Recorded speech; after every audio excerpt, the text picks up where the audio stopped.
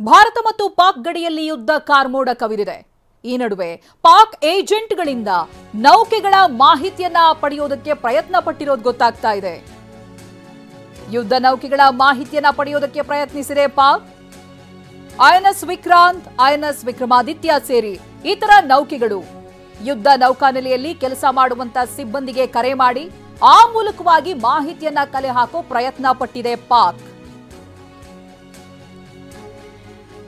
INS Vikrant, INS Vikramaditya, INS Subhadra ಇವುಗಳ ಮಾಹಿತಿಯನ್ನ ಪಾಕ್ ಏಜೆಂಟ್ಗಳು ಕಲೆ ಹಾಕೋದಕ್ಕೆ ಪ್ರಯತ್ನಿಸಿದ್ದಾರೆ. ಅದು ಕೂಡ ಎಂತ ಮಾರ್ಗ ಅಂತ ಹೇಳಿದ್ರೆ ಹನಿ ಟ್ರಾಪ್ ಮೂಲಕವಾಗಿ ಯುದ್ಧ ನೌಕೆಗಳ ಮಾಹಿತಿ ಸಂಗ್ರಹಕ್ಕೆ ಮುಂದಾಗಿದೆ ಪಾಕ್. ಯುದ್ಧ ನೌಕೆಯಲ್ಲಿನ ಸಿಬ್ಬಂದಿಗೆ ಹನಿ ಟ್ರಾಪ್ ಮಾಡೋದಕ್ಕೆ ಪ್ರಯತ್ನ ಪಟ್ಟಿದ್ದಾರೆ. ಆ ಮೂಲಕವಾಗಿ ಯುದ್ಧ ನೌಕೆಯ ಪ್ಲೇಸ್ಮೆಂಟ್ಗಳು ಹಾಗೆ ಅದಕ್ಕೆ ಸಂಬಂಧಪಟ್ಟಂತ ಮಾಹಿತಿಯನ್ನ ಪಡೆಯೋದಕ್ಕೆ ಪ್ರಯತ್ನಿಸಿದೆ.